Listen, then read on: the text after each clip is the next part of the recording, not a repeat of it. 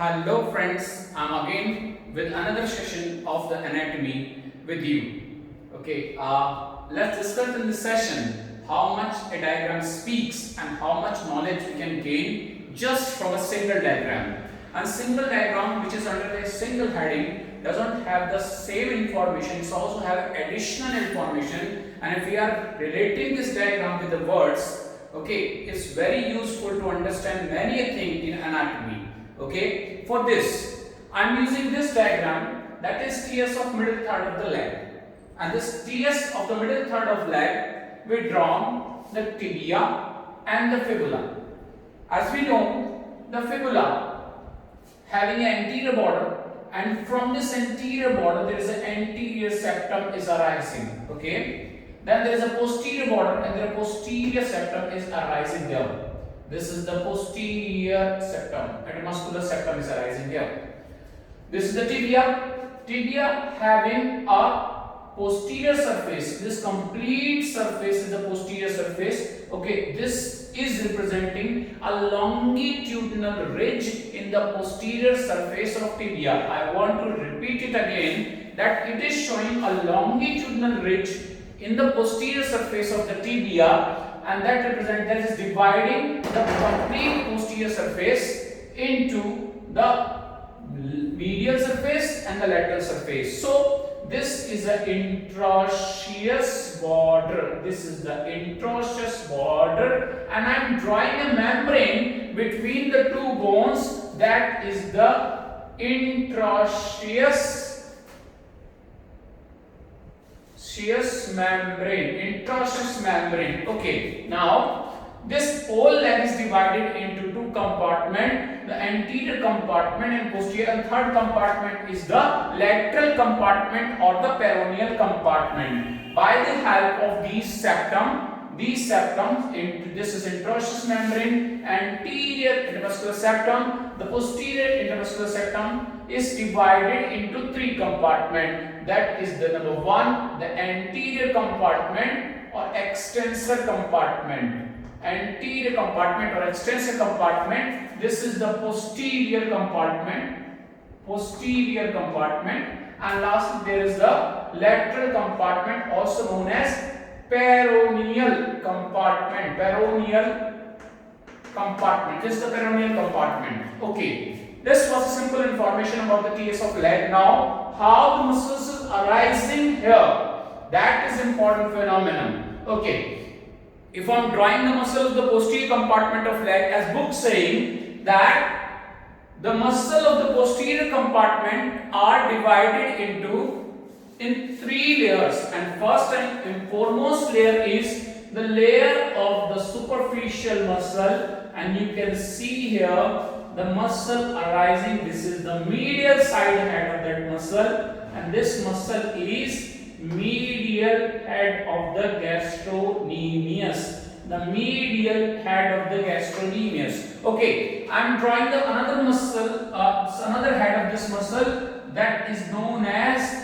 the lateral head of the gastrocnemius. Now we can see there are two heads in the middle of the leg, can be seen separately, and these are the lateral head because it's toward the fibula, lateral head of gastrocnemius, and here is the medial head of the gastrocnemius. Medial head of gastrocnemius. Okay, now a very important muscle which is supposed to be a second heart of the body, that is arising deeper to this one and running here. This muscle is known as soleus. Soleus. Only a few books showing in that diagram this muscle, that is known as soleus. This muscle is soleus, is also having the venous sinuses. There are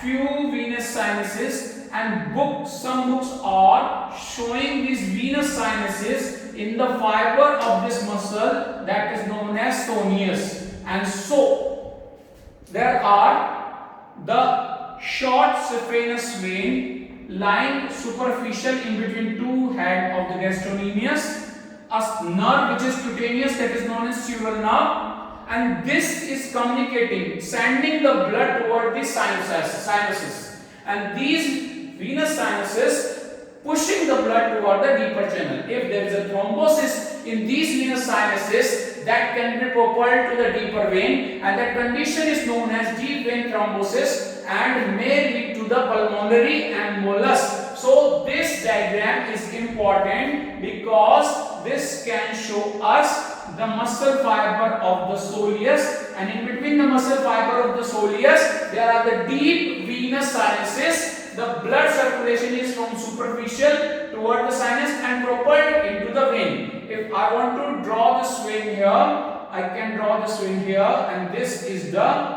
vein. Okay, posterior tibial vein. Okay.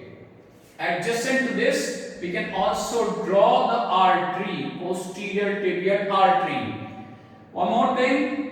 Now, this was the muscle of first layer, that is medial lateral head of the gastrocnemius. In between the medial lateral head of the gastrocnemius, we can show the fiber of the plantaris also. This is the fiber of the plantaris. Plantaris. Okay. And this is the soleus.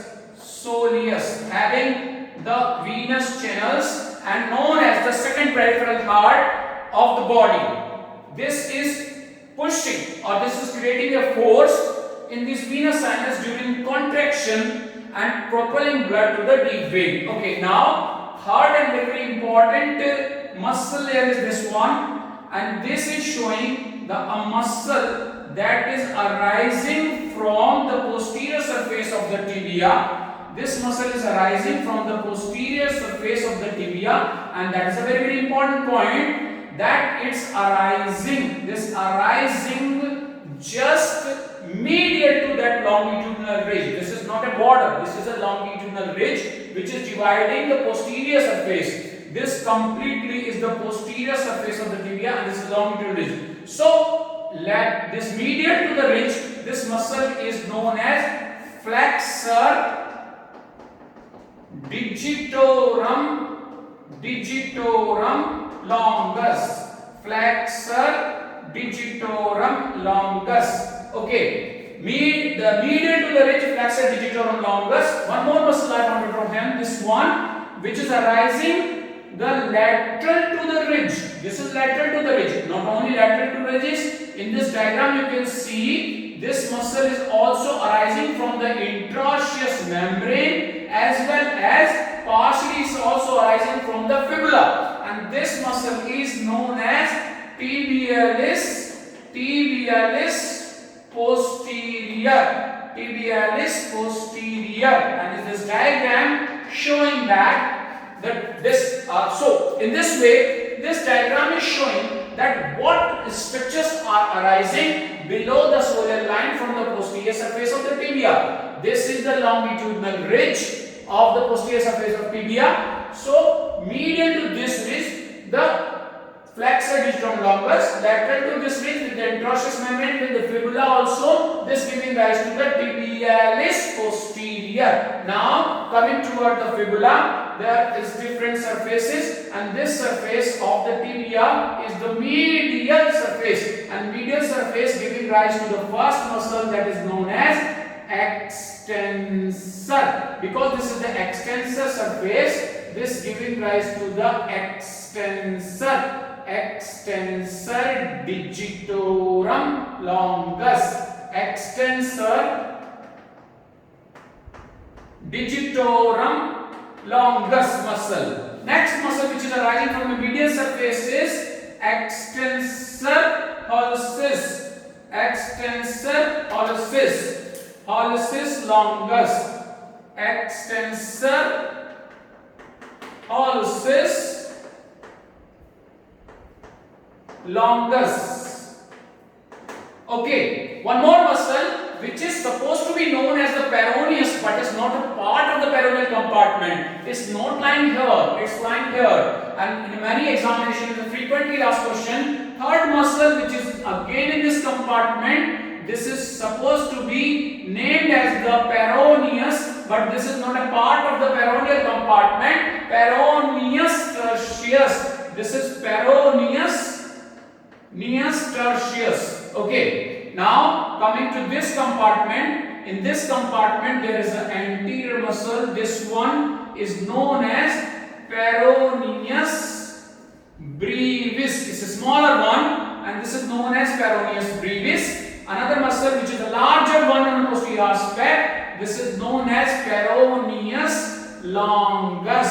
So peroneus longus and the peroneus brevis are clearly part of the lateral compartment or the peroneal compartment, but the peroneus tertius is actually part of the extensor compartment. Okay, one more muscle arising from the lateral surface of tibia, that is tibialis anterior. That is the tibialis anterior, as the tibialis posterior was arising from the lateral side of the longitudinal ridge, posterior surface of tibia. This is the tibialis anterior. Okay, tibialis anterior.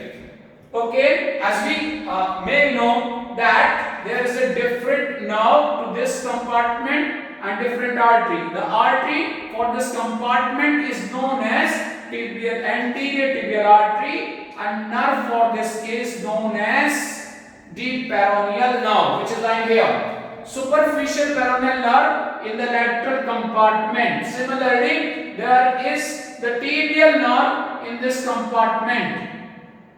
The two vena communicates with this posterior tibial artery lying here. One more muscle which is a posterior aspect of the fibula, that is flexor hallucis longus. Flexor hallucis longus.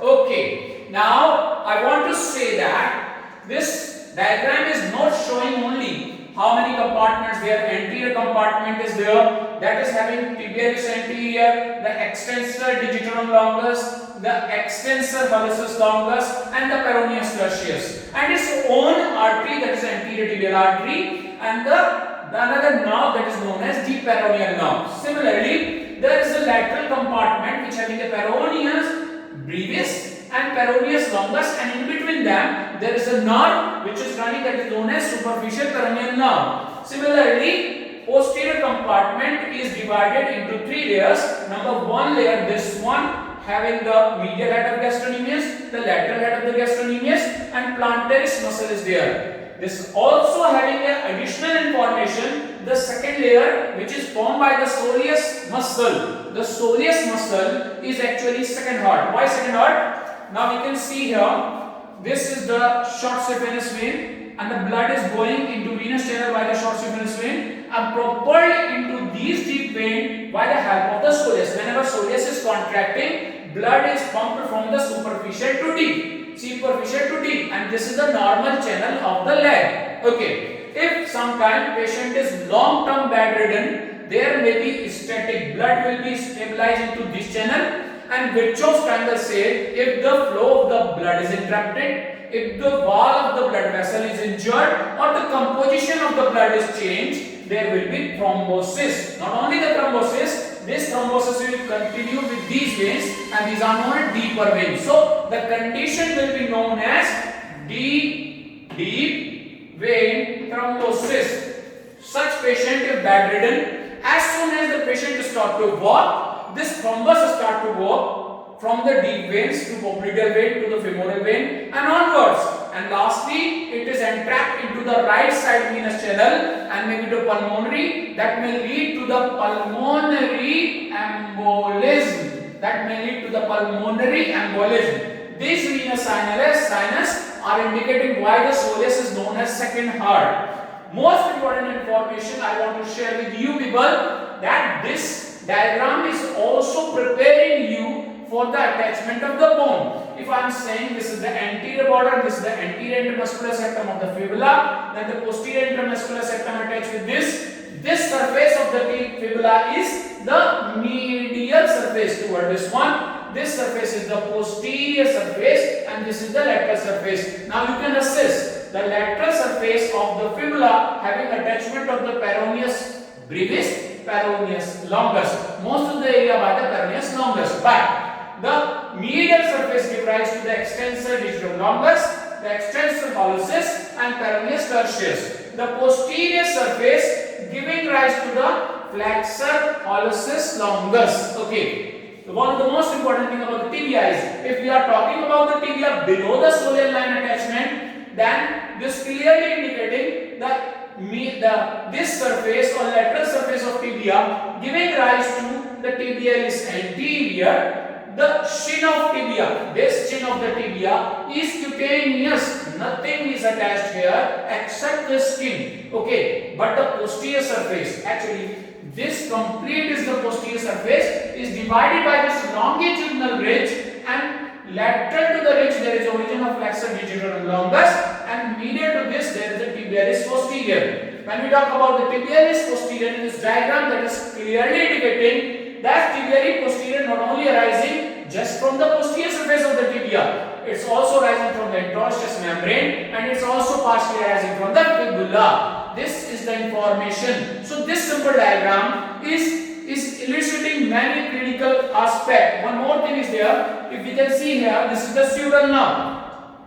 This is the sural nerve, one of the largest cutaneous nerve. One of the longest cutaneous nerve. And in cases of the neuritis of the body, some disease where the neuritis occurring, we can roll this nerve under the skin. This nerve is also used for the nerve grafting. One more thing, there is the great saphenous vein which is running on the medial side. The great saphenous vein which is running on the medial side, and there is the saphenous nerve. Here is lining within the facial area, and these are the very informative things to be remembered in the TS. So this TS is not only illustrating what is happening in the chambers, how the intramuscular septum is divided, what muscle is lying.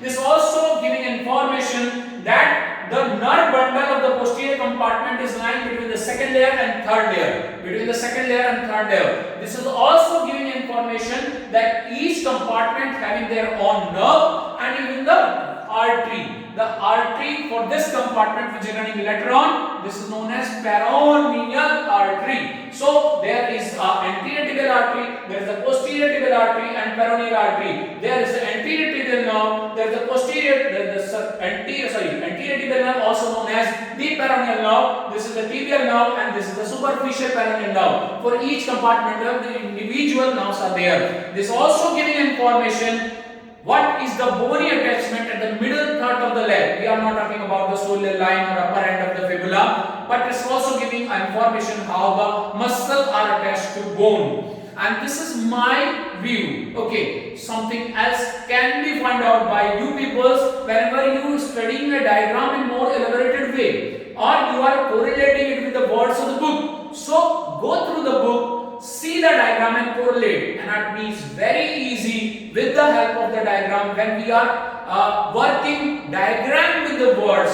Okay, thank you friends. If you like my video, kindly share and follow the channel. Thank you.